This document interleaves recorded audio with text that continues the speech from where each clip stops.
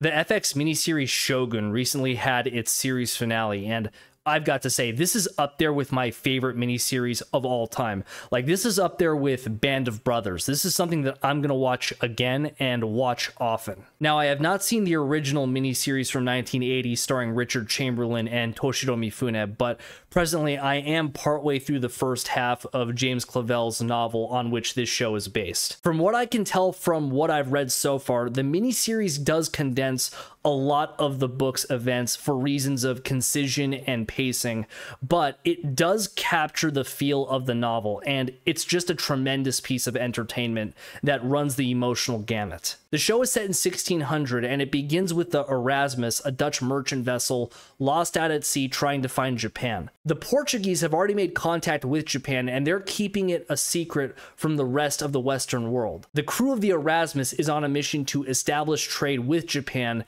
and break the grip that the Portuguese Catholics have over it. Erasmus is piloted by John Blackthorne, an English Protestant and the last of the crew, holding out hope to make landfall in Japan, since the rest of his shipmates have been ravaged by starvation and disease while out at sea. As fate would have it, the Erasmus makes landfall in the land of the rising sun, and the samurai there seize the vessel. They take Blackthorne as prisoner and hand him over to Lord Yoshi Toranaga, played by the always great Hiroyuki Sanada. Toranaga keeps Blackthorne alive, believing that his vessel and modern weapons can be of use in a looming battle that he expects to have with the Council of Five Regents that have ruled Japan since the previous ruler, the Taiko, died with a son that was too young to inherit his position. An intriguing Game of Thrones unfolds between Toranaga and his political enemies, and his exchanges with Blackthorne are translated by Lady Mariko, a beautiful Catholic convert with whom Blackthorne develops a subtle but very heartbreaking romance. Mariko herself wishes for death due to the emotional pain that she feels for being descended from a disgraced line of samurai.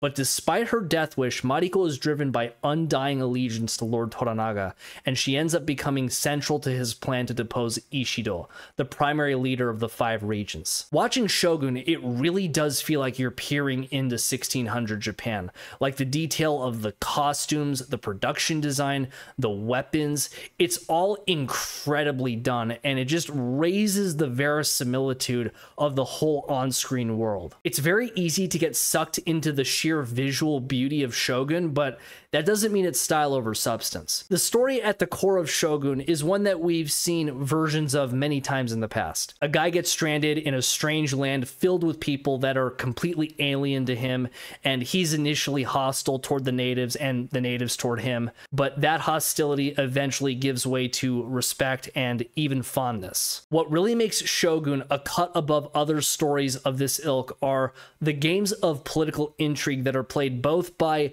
the stranger in the strange land and the members of the native culture. John Blackthorne, played by Cosmo Jarvis, is really effective as a protagonist, and he's very crafty. The same way that Japan's rulers throughout this series play these little games with each other to kind of vie for power, well, John Blackthorne plays similar games with the Japanese people that he encounters just to survive, and it's really entertaining to watch this guy think on his feet just to survive another day. And Cosmo Jarvis plays Blackthorne with such a likability that you want to see this guy succeed. The Game of Thrones that Toranaga plays with Ishido and the other regents are really full of surprises, and there are some moments where you really think Toranaga's defeated for good. For example, one of my favorite parts is when Toranaga calls on his younger brother to help him in his fight against the Council of Regents, but things take a bad turn when it turns out that his brother has already been recruited to the Council's side. With his army surrounded, Toranaga agrees to surrender to the Council of Regents in Osaka,